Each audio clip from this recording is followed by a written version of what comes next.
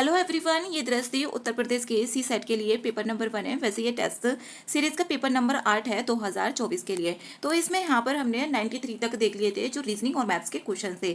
अभी इसमें 6 से 7 क्वेश्चन और बचे हुए हैं जो मैथ्स के क्वेश्चन हैं, तो उसको भी देख लेते हैं क्या है यहाँ पर। और इसके क्वेश्चंस को हमने यहाँ पर समझ के किए हैं, टिक लगाकर ऐसे ही पढ़ा और टिक लगा दिया, उस तरीके से नहीं किया है, क्योंकि जो मैथ्स और रीजनिंग के क्वेश्चंस है उसको समझना बहुत जरूरी है। अगर हम समझ के करेंगे तो हमारी प्रॉब्लम सॉल्व होती चली जाती है और एग्जाम में भी हमारे अच्छे मार्क्स आते हैं। अगर हम समझ के सारी जो भी प्रॉब्लम्स होती हैं हम उसको सॉल्व करेंगे। अगर ऐसे टिक लगा देते हैं, पढ़ा और टिक लगा दिया, तो उससे कोई भी बेनिफिट नहीं होगा। तो इसलिए यहाँ पर समझ के और जहाँ पर फॉर्मूले लग रहे हैं उनको याद कर करके सारी प्रॉब्लम्स को सॉल्व करनी है। तो यहाँ पर नेक्स्ट क्वेश्चन जो दिया हुआ है वो है 93 क्वेश्चन करेंगे। 92 तक यहाँ पर हो गया था। इसमें बोला है यदि एक बेलन के तली का क्षेत्रफल 100% बढ़ा दिया जाता है। कितना क्षेत्रफल को? हम क्षेत्रफल को बढ़ा रहे हैं। यहाँ पर आयतन में कितने प्रतिशत की कितनी वृद्धि हो जाती है, प्रतिशत में निकालना है यहाँ पर, क्योंकि प्रतिशत में है ना आंसर, तो हमें किस में निकालना है? प्रतिशत में इसको निकालना है। तो यहाँ पर जैसे कि बेलन है, यहाँ पर ये बेलन है, तो इसके तली का जो क्षेत्रफल होगा कितना होगा? वो पाई आर स्क्वायर होगा, पाई आर स्क्वायर। हम इसमें अब आर मान लेते हैं। माना आर जो होगा, माना आर बराबर कितना हो जाएगा? 10 हो जाएगा। आर कितना मान लिया? यहाँ पर 10 मान लिया। तो इसका अब क्षेत्रफल निकालेंगे। क्षेत्रफल कितना हो जाएगा? पाई आर स्क्वायर इक्वल्स टू पाई, और यहाँ पर आर कितना होगा? 10 क्रॉस 10 हो जाएगा। मतलब कि कितना हो गया? 100 पाई हो गया। इसका 100 पाई हो गया। अब इसमें बोला है क्षेत्रफल में ही 100% को क्या कर देना है? बढ़ा देना है। पहले से ऑलरेडी कितना है? 100 पाई है प्लस, अब इसमें वृद्धि भी करनी है। कितने की? यहाँ पर 100% की, मतलब कि 100 और डिवाइड में 100, तो कितना हो जाएगा? 100 से 100 कैंसिल हो गया, तो 100 पाई यहाँ पर बच गया और 100 पाई यहाँ पर बच गया, तो कितना हो गया? ये 200 पाई हो गया। ये जो आया कितना आया? 200 पाई हो गया। एक तो जब हमने क्षेत्रफल से पहले नहीं बढ़ाया था क्षेत्रफल, तो उसके पहले कितना था उसका क्षेत्रफल? 100 पाई, और जब हमने बढ़ा दिया तो कितना हो गया? 200 पाई। पहले कितना था इसका? 100 पाई था, और जब हमने बढ़ा दिया 100% तो कितना हो गया? 200 पाई हो गया। अब हमें इसका क्या निकालना पड़ेगा? आयतन निकालना पड़ेगा। अब जो आयतन होता है, बेलन का आयतन, जो बेलन होता है, ये ऐसा बेलन होता है, तो इसका बेलन का आयतन होता है पाई आर स्क्वायर और क्रॉस एच। अब यहाँ पर पाई आर स्क्वायर कितना दे दिया? इसमें 100 पाई है, तो कितना हो जाएगा? पहले बढ़ाने से पहले तो 100 पाई एच, यहाँ पर 100 पाई एच हो गया बढ़ाने से पहले आयतन। और बढ़ाने के बाद जो क्षेत्रफल में वृद्धि कर दी गई थी 100% की, तो कितना हो जाएगा? यहाँ पर इसका एच की बेस यहाँ पर लगा देना है, मतलब मल्टीप्लाई कर देना है। इसका ये हो गया 100 पाई एच हो गया, और दूसरे का 200 पाई एच हो गया। अब इसमें पूछ रहा है आयतन में कितनी वृद्धि हो जाती है, मतलब कितने प्रतिशत की वृद्धि हो जाती है, ये हमें निकालना है। और जो हमें आयतन में कितनी वृद्धि, जब ये निकालना होता है वृद्धि, आयतन में वृद्धि, यहाँ पर वृद्धि आयतन में, तो कितनी हो जाएगी? यहाँ पर जो भी प्रारंभिक वाला था उसको नीचे लिख लेते हैं, जैसे कि 100 पाई एच हो गया, और यहाँ पर जो बाद में आया बढ़ाने के बाद में 200 पाई एच माइनस के 100 पाई एच। अब यहाँ पर परसेंट निकाल रहे हैं, तो 100 की मल्टीप्लाई नीचे करेंगे और 100 की मल्टीप्लाई ऊपर करेंगे, तो इसका कितना आ जाएगा? यहाँ पर आया ऊपर 100 पाई एच, और डिवाइड में कितना है? 100 पाई एच। अब हमें इसमें कितना निकालना है? प्रतिशत में निकालना है। तो प्रतिशत में करने के लिए इसको 100 की मल्टीप्लाई ऊपर करेंगे और 100 की मल्टीप्लाई नीचे करेंगे, क्योंकि 1 डिवाइड में 100 जो होता है वो प्रतिशत के लिए होता है। इससे तो ये कैंसिल हो गया पूरा का पूरा। अब ऊपर कितना बचा? 100, और नीचे कितना है? यहाँ पर 100। अब इसको यहाँ पर जो नीचे वाला 100 है उसको हम लिख लेंगे 1/100, और यहाँ पर इसको 100 अलग लगा लिया, क्योंकि 1 बटे जो 100 होता है 100 होता है, वो किसकी वैल्यू होती है? प्रतिशत की वैल्यू होती है। 1 बटे जो 100 होता है वो होती है प्रतिशत की वैल्यू, तो यहाँ पर कितना हो जाएगा? 100% की। इसमें जो वृद्धि होगी वो कितने की होगी? 100% की वृद्धि होगी। तो इसका आंसर जो हुआ वो हुआ सी। 93 का आंसर क्या हुआ? सी हुआ है यहाँ पर, सी। अब इसमें नेक्स्ट क्वेश्चन बोला हुआ है, एक 50 मीटर लंबा ट्रक 40 किलोमीटर प्रति घंटे की गति से चल रहा है। उसकी जो चाल थी 40 किलोमीटर प्रति घंटा थी। एक लड़का है जो इतने की गति से ट्रक के समांतर उसी दिशा में दौड़ रहा है। मतलब कि जो यहाँ पर ट्रक था वो भी ऐसे जा रहा है और जो लड़का है वो भी उसके उसी दिशा में, मतलब जिधर ट्रक जा रहा था उसी डायरेक्शन में वो लड़का भी दौड़ रहा है। जब दोनों की डायरेक्शन कैसी होती है, सेम होती है, तो हम क्या कर लेते हैं, माइनस कर लेते हैं। जो सापेक्ष गति आ जाएगी यहाँ पर, सापेक्ष गति, सापेक्ष गति कितनी हो जाएगी, कितनी थी यहाँ पर 40 माइनस के 4, तो कितनी होगी 36 किलोमीटर पर आवर हो गई। अब इसको जो एक जैसी, अगर विपरीत दिशा में होगा तो हम जोड़ देंगे, अगर एक ही डायरेक्शन में जा रहे हैं तो सापेक्ष गति जो हो जाएगी वो कितनी हो जाएगी, माइनस कर देंगे उसमें से। तो 40 में से 4 गया तो कितना आ गया, 36 आ गया, 36 आ गया। अब इसको जो 36 आई है ये क्या, ये चाल मतलब गति, चाल या इसको बोलते हैं हम गति भी। तो 36 किलोमीटर पर आवर आई है। अब इसको हम क्या करेंगे, मीटर प्रति सेकंड में इसको कन्वर्ट करेंगे। अब जब किलोमीटर प्रति घंटे को हम किस में कन्वर्ट करते हैं, मीटर पर सेकंड में कन्वर्ट करते हैं, तो 5/18 की मल्टीप्लाई कर देंगे। 36 क्रॉस कितना हो जाएगा, 5/18। अब जो 36 किलोमीटर प्रति घंटा था उसको हम किस में चेंज कर दिया, हमने मीटर प्रति सेकंड में चेंज कर दिया। 5/18 की मल्टीप्लाई कर देते हैं, तो 18 से कितने टाइम्स कट हो जाएगा, 2 टाइम्स कट हो जाएगा। तो 5 2 कितना हो गया, 10 आ गया। तो 10 मीटर प्रति सेकंड आ गया। ये जो गति थी, गति कितनी आ गई, गति आ गई 10 मीटर प्रति सेकंड, 10 मीटर प्रति सेकंड आ गई। अब यहाँ पर 50 मीटर लंबा क्या था, ट्रक था, 50 मीटर लंबा। जो दूरी है, दूरी कितनी दे दी यहाँ पर, दूरी कितनी है यहाँ पर 50 मीटर। अब फॉर्मूला होता है इसमें चाल बराबर दूरी बटे समय। तो अब यहाँ पर फॉर्मूला लगा देंगे, दूरी कितनी होगी 50 और गति कितनी होगी 10 मीटर प्रति सेकंड। तो चाल बराबर कितनी हो जाएगी, दूरी बटे समय। अब हमें समय निकालना है, समय बराबर कितना हो जाएगा, समय बराबर दूरी बटे चाल। अब यहाँ पर इसमें वैल्यू पुट कर देंगे। यहाँ पर कितनी दी है 50 और डिवाइड में चाल कितनी है 10, तो 0 से 0 तो कितनी आ गई 5 सेकंड में। जो ट्रक होगा ना, ट्रक उस लड़के को 5 सेकंड में क्या कर देगा, पार कर देगा। जो 94 क्वेश्चन है उसका कितना आ गया आंसर ए। जो ट्रक था उस लड़के को 5 सेकंड में क्या कर रहा था, पार कर रहा था। इसका आंसर हुआ 94 का ए। अब इसमें नेक्स्ट क्वेश्चन देख लेते हैं 95 में क्या है, यदि एक बेलन की त्रिज्या है 100% की वृद्धि की जाए तो बेलन का आयतन को समान रखने के लिए उसकी ऊंचाई को कितने प्रतिशत कम करना होगा। अब यहाँ पर हम इसमें मान लेते हैं, अब हम इसमें r जो मान लेते उसकी त्रिज्या भी हमने 10 मान ली और उसकी जो h थी वो भी हमने कितनी मान ली, 10 मान ली। अभी हम इसमें 100% की वृद्धि नहीं कर रहे हैं, अब इसमें त्रिज्या में वृद्धि करेंगे बाद में। पहले तो इसका आयतन निकाल लेते हैं, तो कितना हो जाएगा, पाई, बेलन का आयतन होता है पाई r स्क्वायर h। तो पाई r की वैल्यू कितनी होगी 10, 10 क्रॉस 10 क्योंकि 2 बार लिखेंगे और यहाँ पर h की भी मल्टीप्लाई कर दी, तो कितना हो जाएगा 1000 पाई आ जाएगा। कितना आ गया ये आयतन, जो प्रारंभिक आयतन था जब हमने त्रिज्या में वृद्धि नहीं की है उससे पहले का आयतन कितना आ गया, 1000 पाई आ गया, 1000 पाई।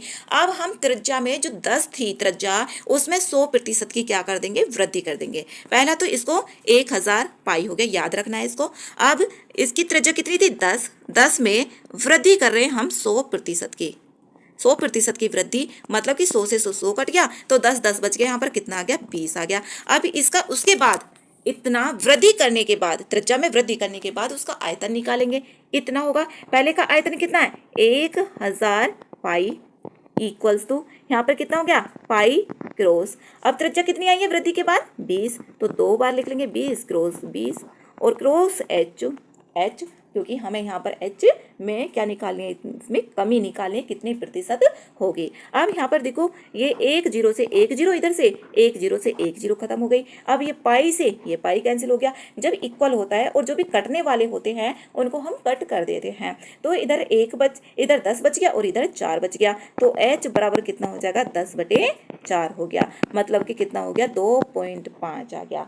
कितना आ गया यहाँ पर 2.5, h बराबर 2.5 आ गया। और h पहले कितना आया था, h जो पहले आया था वो आया था पहले हमने जो सपोज किया था 10 और बाद में जो h आया है वो आया है 2.5, इसमें 2.5 आया है। अब इसमें हमें कमी निकालनी है। जब हम कमी निकालते हैं, कमी निकालने के लिए जो प्रारंभिक होता है उसको नीचे लिखेंगे जो ऊंचाई थी। अब जो भी दोनों में से बड़ा होता है प्रारंभिक और बाद वाला जो वृद्धि के बाद आता है उसमें से उसको क्या करेंगे, घटा देंगे। तो कितना आ गया, 2.5 आ गया। और क्रॉस कितना आ जाएगा यहाँ पर 100 और यहाँ पर क्या लगा देंगे, प्रतिशत लगा देंगे। मतलब कि डिवाइड में 100 हो जाएगा तो ये कैसा हो गया, प्रतिशत। यहाँ पर जैसे कि कमी निकालेंगे 10 माइनस का 2.5 डिवाइड में कितना किया 10 और यहाँ पर कितना लगा दिया, प्रतिशत लगा दिया। तो 10 में से 2.5 घटाएंगे तो कितना आ जाएगा, 7.5 आ जाएगा। और डिवाइड में कितना हो जाएगा 10 और क्रॉस यहाँ पर कितना हो जाएगा, यहाँ पर 100 है और कितना यहाँ पर प्रतिशत है।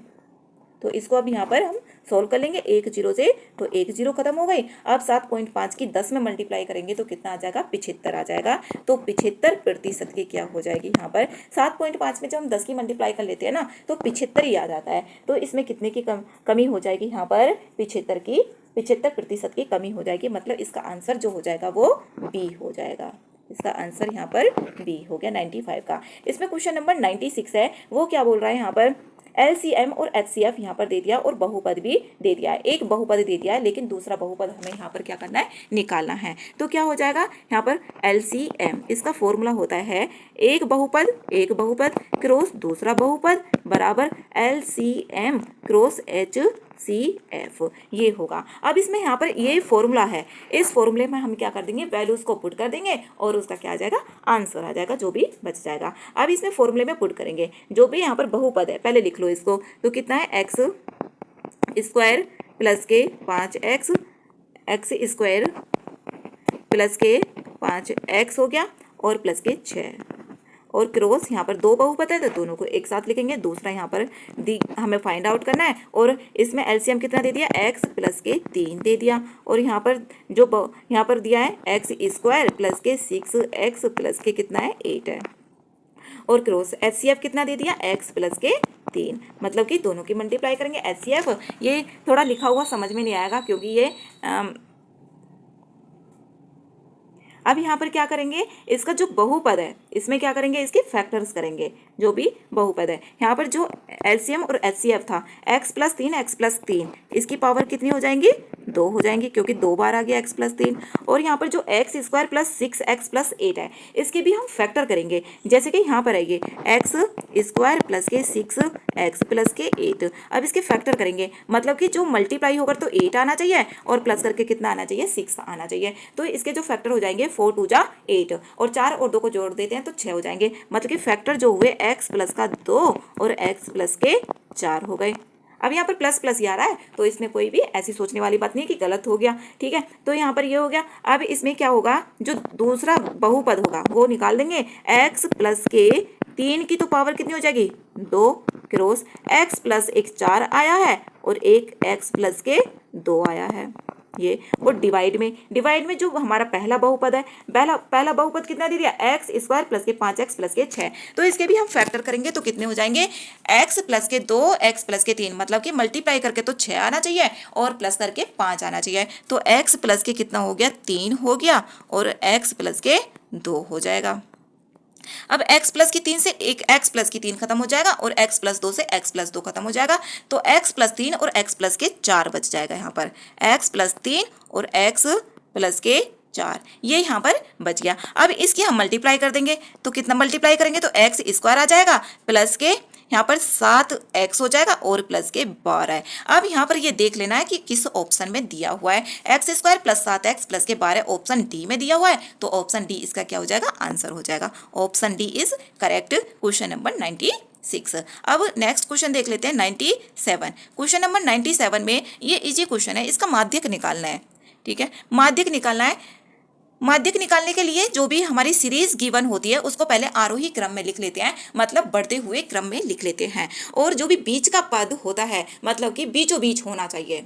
जैसे 5 लोग बैठे हुए हैं तो 2 उधर हो गए 2 उधर हो गए, जो बीच वाला हो गया वही क्या हो जाएगा, माध्यक हो जाएगा। तो माध्यक वही होगा। अब यहाँ पर इसको बढ़ते हुए क्रम में लिखेंगे। अगर कोई एक डिजिट है और 2 बार आई है तो उसको 2 बार ही वहाँ पर लिखना पड़ेगा। जैसे कि यहाँ पर क्या हो जाएगा, इसको लिखते हैं 2 हो गया फिर कितना है यहाँ पर 2 के बाद 3, 2 के बाद 3, 4, 4 भी है, 5, 5 इसमें नहीं है, फिर 6 है, फिर 7 है, फिर इसमें 8 दे दिया है 2 बार 8, उसके बाद दिया है 9, उसके बाद 9, 9 के बाद 10 नहीं है 11, 11, 11 के बाद 12 नहीं है 13, 14 भी नहीं है, 15 भी नहीं है, फिर उसके बाद 16 और फिर उसके बाद 19 और फिर उसके बाद 22। एक बार काउंट करके देख लेते हैं कि पूरे हो गए या नहीं हुए। 2, 4, 6, 8, 10, 10, 2, 12 और 1, 13, 1, 2, 3, 4, 5, 6, 7, 8, 9, 10, 11, 12, 13 तो कंप्लीट हो गए। अब इसमें 13 मतलब कि 6 इधर होने चाहिए, 6 इधर होने चाहिए, 1, 2, 3, 4, 5, 6 तो ये हो गया। अब 2, 3, 4, 5, 6 तो बीच का क्या आ गया नंबर 8 आ गया। तो इसका जो माध्यक होगा वो कितना हो गया 8 हो गया। अब माध्यक अलग होता है और माध्यिका अलग होता है। माध्यिका निकालने के लिए अलग फॉर्मूला होता है, आगे किसी टेस्ट पेपर में आएगा तो वो भी हम सीखेंगे और करेंगे। तो इसमें क्या हो गया आंसर सी हो गया 8 हो गया। तो इसका आंसर जो होगा सी होगा, इसका आंसर सी होगा 8। अब इसमें बोला है नेक्स्ट, सूरज और राम किसी कार्य को 100 दिन में करते हैं। सूरज और राम है वो कोई कार्य है उसको 100 दिन में पूरा कर लेते हैं। अब उनकी क्षमता का अनुपात भी दिया हुआ है, जो उनकी एफिशिएंसी थी उसका अनुपात दिया है। सूरज का तो 5x दे दिया और राम का 7x दे दिया, तो टोटल कितनी हो जाएगी क्षमता, टोटल क्षमता निकाल रहे हैं हम, तो 5x प्लस के 7 बराबर 12x हो गई। अब टोटल कार्य, अब पूरा कार्य कितना हो जाएगा यहाँ पर 12x और क्रॉस कितना दे दिया 100 दे दिया, मतलब कि कितना हो गया 1200x हो गया, 1200x दे दिया। अब यहाँ पर जो भी इनकी क्षमताओं का अनुपात दिया होता है उसको ऐड कर लेंगे और जो भी कार्य होता है उससे हम मल्टीप्लाई कर लेते हैं तो पूरा कार्य आ जाता है। अब मुझे निकालना है यहाँ पर उसी कार्य को पूरा करने के लिए अकेले सूरज को कितने दिन कार्य करना पड़ेगा। अब टोटल जो था 1200x कार्य आ गया। अब मुझे सूरज का निकालना है, सूरज का कितना है 5x है, तो कितना हो जाएगा 5x बराबर कितना हो जाएगा यहाँ पर 1200x। अब सूरज का कार्य निकालने के लिए क्या करेंगे 1200x और डिवाइड में कितना हो जाएगा 5x हो जाएगा। इस x से तो x कैंसिल हो गया और 5 से 1200 को कट कर दो। अब 5 2 जा 10, 2 बच गया 4। अब यहाँ पर 5 4 जा 20 और 240, 240 दिन है, हाँ है इसमें, तो डी इसका आंसर हो गया 240 दिन। जो सूरज करेगा अकेले, सूरज अकेले जो कार्य को करेगा वो कितने दिन में कर देगा 240 दिन में कर देगा, इसका आंसर हो गया डी। अब इसमें नेक्स्ट क्वेश्चन देख लेते हैं। 5 क्रमिक सम संख्याओं का औसत कितना है 80 है। तो इसमें सबसे छोटी संख्या और सबसे बड़ी संख्या इसमें हमें फाइंड आउट करनी है। तो इसमें हम कैसे निकालेंगे इसको, सम संख्या क्रमागत, मतलब कि क्रमिक का मतलब होता है क्रम से चलते चले जा रहे हैं। जैसे कि सम संख्या, सम संख्याओं के लिए बोला है, सम संख्या वो होती हैं जो 2 के टेबल में आती हैं, जिनके पीछे या वो संख्याएं जिनके पीछे क्या नंबर आते हैं 0 2 4 6 8, 0 2 4 6 8 ये नंबर्स आते हैं पीछे। जो भी नंबर होगा, जो भी संख्या होती है उसके पीछे ये डिजिट आती है वो क्या होती है सम संख्या होती है। तो इसमें हमें 5 ऐसी संख्याएं माननी है जो सम संख्याएं हों, क्रमिक मतलब कि क्रमागत, क्योंकि पहले के क्रमागत का मतलब है जैसे कि 1 2 3 4 5 6 7 8 इस टाइप से हम आगे बढ़ते जा रहे हैं। तो इसमें मैंने सपोज किया x, दूसरी संख्या x प्लस के 2, फिर x प्लस के 4, क्योंकि 2 रखते चले जाएंगे इसमें तो क्या आ रहा है अगली संख्या आती चली जा रही है, मतलब सम संख्याएं। 5 संख्याएं माननी है इसमें, x प्लस के कितनी हो जाएगी 6 हो जाएगी, फिर x प्लस के 8 हो जाएगी, x प्लस 8। अब इसको हम क्या करेंगे पूरे को सबको पूरा ऐड करेंगे इसको, तो इसका जो औसत होगा वो कितना हो जाएगा 80 हो जाएगा। इसको पूरा ऐड करेंगे, ऐड करेंगे तो कितना आ जाएगा, देखो यहाँ पर एक x वाला ऐड कर रहे हैं, 1 2 3 4 5, 5x हो गई, और यहाँ पर 5x और यहाँ पर 4 और 2 6 6 6 12, 12 और 8 20, तो x यहाँ पर 5x प्लस के 20 हो गया। इसको जब जोड़ लिया तो कितना हो गया 5x प्लस के 20 और डिवाइड में कितनी है 5 है, जो औसत निकालते हैं वही इसी टाइप से होता है, और इक्वल्स टू कितना हो गया 80 हो गया। अब यहाँ पर ऊपर जो संख्या है उसमें 5 कॉमन है, 5 कॉमन है। अब ये 5 से इसको कट कर दो 5 से, और ये कितनी बार कट गया 4 बार कट गया, तो यहाँ पर बच गया x प्लस के 4, इसमें x प्लस के यहाँ पर 4 हो गया, तो इक्वल्स टू कितना, और यहाँ पर x प्लस के 4 बराबर कितना हो गया 80 हो गया।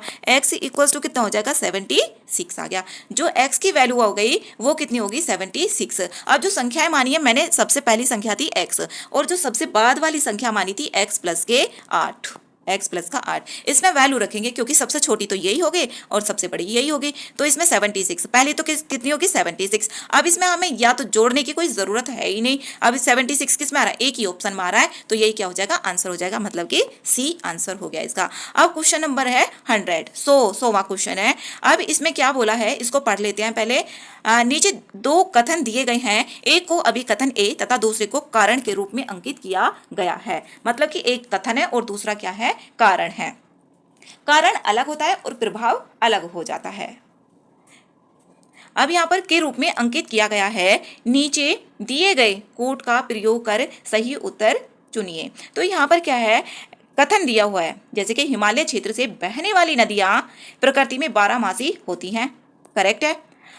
बर्फ पिघलने से हिमालयी नदियों में जल की निरंतर आपूर्ति बनी रहती है, ये भी ऑप्शन बिल्कुल करेक्ट है यहाँ पर, क्योंकि अब यहाँ पर इसमें व्याख्या करने के लिए नहीं बोला है, ये दोनों ऑप्शन हाँ बोला है इसका कि यहाँ पर क्या जो आर है वो ए का स्पष्टीकरण है। क्या इससे ये स्पष्ट हो रहा है जब हिमालय नदियां हैं, मतलब कि हिम मतलब कि बर्फ वाली क्षेत्र से वो नदियां हैं। अब जब बर्फ है वहां पर तो पिघलेगी, अब पिघलेगी तो वहां पर हमेशा पानी रहेगा ही रहेगा। तो इसकी क्या कर रहा है, ये पुष्टि कर रहा है। तो इसका जो आंसर हो जाएगा ए तथा आर क्या होंगे, दोनों सही होंगे और इसकी ये क्या करेगा, पुष्टि करेगा। तो इसका जो आंसर हो जाएगा वो सी हो जाएगा। और जो इस टाइप्स के क्वेश्चन होते हैं उसमें टाइम लगता है, लेकिन जो मैथ्स और रीजनिंग वाले सवाल होते हैं उसमें भी टाइम नहीं लगता है, लेकिन समझने में थोड़ा सा टाइम लगता है और करने में भी। तो ये इसकी जो इस पेपर की एक वीडियो और होगी, उसी में सारे क्वेश्चंस हो जाएंगे, हिंदी इंग्लिश का, और जो डिसीजन मेकिंग वाले क्वेश्चंस होते हैं वो भी सारे इसी में ही हो जाएंगे। जैसे कि यहाँ पर एक क्वेश्चन दिया हुआ है, प्रभावशाली श्रवण में शामिल कौन कौन सी होती हैं। संचार वाले जो क्वेश्चन होते हैं, ये पारस्परिक संचार बाधक में कौन सा नहीं है, संचार। तो ये सारा एक ही वीडियो में आ जाएगा। और अब मैथ्स और रीजनिंग वाला पार्ट कंप्लीट हो गया है जो पेपर नंबर 1 है।